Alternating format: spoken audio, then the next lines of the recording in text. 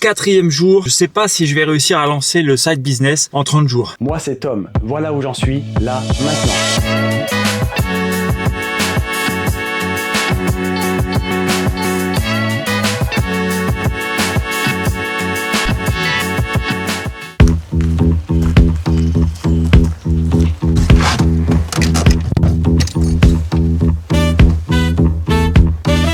C'est le 4e jour du challenge de 30 jours pour lancer un side business. Ce matin, j'ai encore réussi à me lever tôt, à faire le sport, mais pas aussi tôt que je l'aurais aimé. Avec Perrine, on a fait les fainéants, mais on a eu du mal à se motiver pour aller faire le sport. Mais on a quand même réussi à se lever à 6h30. Donc voilà, la séance de sport a pu être faite jusqu'à 7h. Je passe les détails, mais tous les jours, je visualise ma journée, j'écris dans mon agenda ce que j'ai à faire, les objectifs de la journée, etc. Et je disais que je sais pas si je vais réussir à lancer le side business en 30 jours pour la simple et bonne raison qu'aujourd'hui ça va être une journée 100% immobilier. Je vais passer la journée à l'agence et ça va être une journée très productive pour l'agence, mais pour mon side business, c'est une journée off. Donc sur les 30 jours, je perds déjà un jour où je vais pas du tout bosser sur cette partie-là. Et franchement, ça me fait peur étant donné qu'hier j'ai bien avancé. J'aimerais bien que ça avance davantage et beaucoup plus rapidement parce que c'est quand même un challenge. Il me reste plus que 26 jours. On verra ce que ça dit. Allez.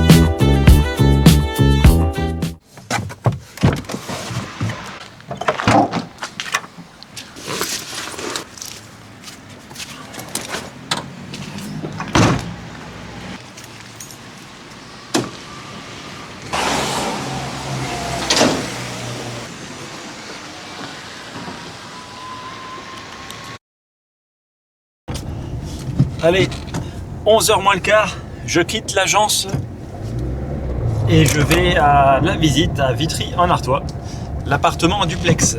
J'ai rendez-vous à 11h, donc j'y vais un petit peu à l'avance, histoire de m'imprégner des lieux pour faire une excellente visite.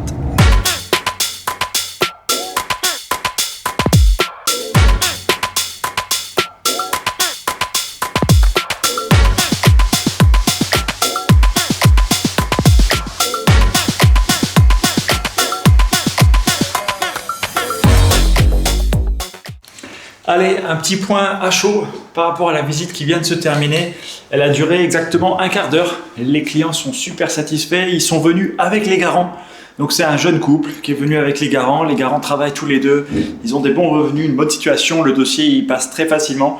Et ils veulent déjà mettre une option sur l'appartement. Donc il sera pris en compte, il faut le temps que je fasse le bail et l'état des lieux, il sera pris en compte lundi ou mardi. Au plus tard mardi, mais apparemment moi je vais leur proposer lundi pour la remise des clés. Et puis voilà quoi, c'est loué, impeccable. Bon, j'ai appelé le client pour l'avertir que son appartement était loué, il est super content. Prise en compte des clés lundi ou mardi. Là maintenant, je me dirige vers l'étude de Maître Tellier à Douai pour remettre le compromis comme convenu de la maison que j'ai vendue lundi. J'ai vendu lundi, j'ai fait les doubles des compromis mardi et puis là j'emmène tout ça chez le notaire histoire que je passe la main au notaire. On est encore dans le délai de rétractation mais logiquement ça va se faire. J'ai appelé les clients ce matin, ils sont super contents. Donc voilà, direction de notaire, remise en main propre du compromis et puis on passe la main au notaire.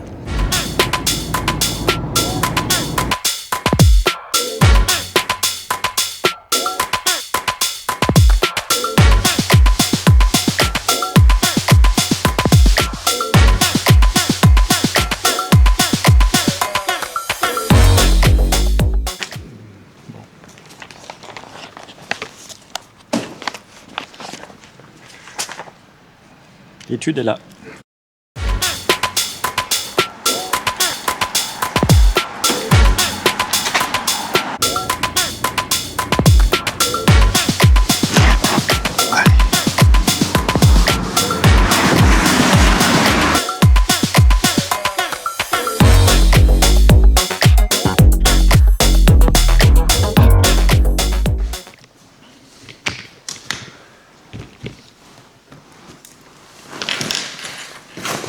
suis de retour à l'agence. La visite de ce matin s'est tellement bien déroulée que je vais déjà rédiger le bail. Comme ça, il sera prêt pour lundi, histoire que l'état des lieux se passe de la meilleure des façons possibles. Je prends de l'avance sur tout, comme ça lundi, j'ai plus qu'à signer l'état des lieux et à bien sûr facturer ma prestation à l'agence.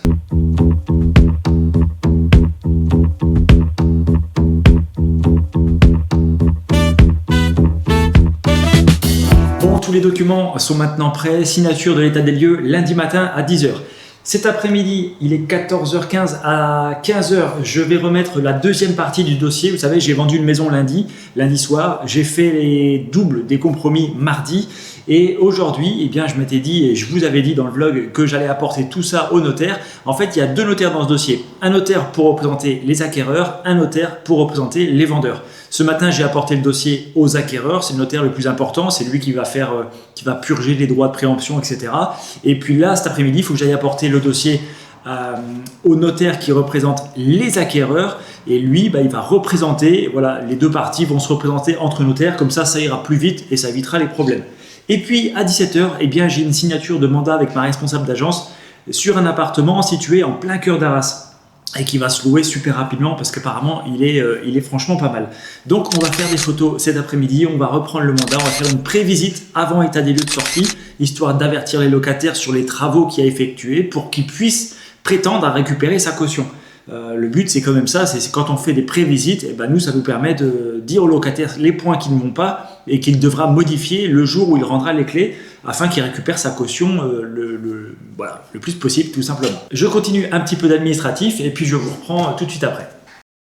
Bon, faut que je vous dise quelque chose, faut que je vide mon sac. Tout à l'heure là j'ai fait une visite ce matin.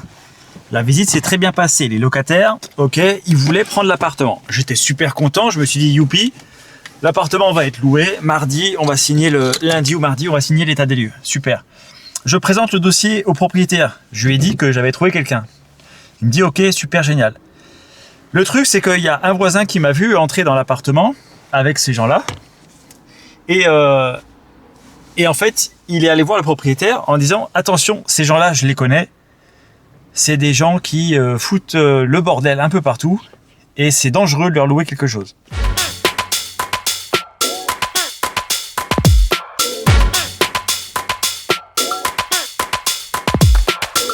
Je reprends la suite de mon histoire parce que je l'avais pas fini, mais j'ai fait un peu de route histoire de me calmer un peu et puis d'arriver là devant chez moi. Donc, le propriétaire m'appelle, il me dit écoute Thomas, voilà, j'ai un voisin qui vient de passer, il m'a dit que tu avais fait visiter à une personne qui apparemment fout le bordel. Et moi, j'ai aucune façon de le savoir. Je peux pas savoir si cette personne fout le bordel dans les appartements ou etc. Et le propriétaire me dit écoute, moi je veux pas de problème, donc je te dis que je ne veux pas cette personne dans mon appartement. Moi, je suis agent immobilier, je peux pas aller à l'encontre du propriétaire. Si le propriétaire me dit catégoriquement non, je refuse ce locataire-là, il a ses raisons. Je peux pas, même si j'essaie de le convaincre et lui dire attendez, vous n'avez pas le droit de refuser comme ça, le dossier il est carré, ils ont des revenus qui sont suffisants par rapport à votre demande, etc. etc. Eh ben, malheureusement, c'est quand même le propriétaire qui décide. C'est son bien immobilier. C'est lui qui va se retrouver après avec les impayés, avec les bordels, avec le bordel, etc. Et là-dessus, moi, je peux rien dire. Je peux rien dire. La seule chose que je peux dire, par contre, c'est que j'ai passé quasiment 5 heures aujourd'hui à rédiger le bail, à rédiger l'état des lieux. Et un bail, un état des lieux, eh ben, c'est 25 pages à rédiger, qui sont rédigées aux petits oignons à la virgule près, qui correspondent en tout point au logement qu'on loue et au locataire qui va louer. C'est-à-dire qu'on met pas sur un bout de papier monsieur va louer un appartement. Non, on met l'appartement, il fait tant de mètres carrés. Parce que les mètres carrés, c'est ça qui est loué. L'appartement, il est équipé de telle manière. Quels sont les droits et obligations du propriétaire? Quels sont les droits et obligations du locataire? En fonction de l'appartement. S'il y a une pompe à chaleur, c'est pas la même chose que si c'est du chauffage au fioul ou du chauffage au gaz. Donc tout ça, tout le monde dit ouais, les agents immobiliers, vous faites des visites, vous avez la belle vie. En fait non. Derrière, on fait énormément d'administratif.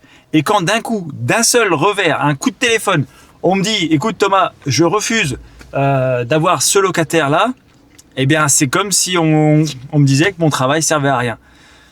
Bref, j'étais vraiment saoulé tout à l'heure, j'étais vraiment en colère, donc je vous ai pas mis toute la vidéo que j'ai tournée parce que voilà, c'est le genre d'attitude qui me saoule. pas forcément le propriétaire parce que je comprends sa décision, mais également le locataire. Et le gars, il était pas sincère en me disant bah non, tout va bien, j'ai une bonne situation, etc. En fait, le mec, il paraît qu'il a des casseroles au derrière, quoi. Et ça, c'est pas top pour nous parce que il essaie de se vendre de la meilleure façon possible. Nous, on lui fait confiance. Et après, quand c'est le locataire et après, quand c'est le propriétaire qui m'appelle en disant écoute, je suis au courant que la personne que tu allais me présenter, elle est pas fiable, ça veut dire en un sens que moi, j'ai pas fait mon boulot.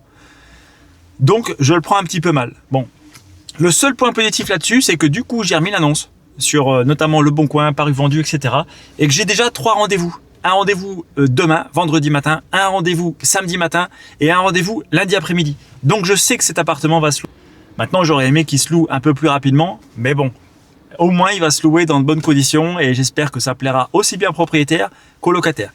Ça fait partie du métier malheureusement, mais j'ai aujourd'hui eu la sensation que cette journée, elle n'était pas productive sur mon side business, mais elle n'a pas forcément été productive sur la partie agence. Parce que franchement, j'ai passé 5 heures sur Sebo pour rien. Voilà.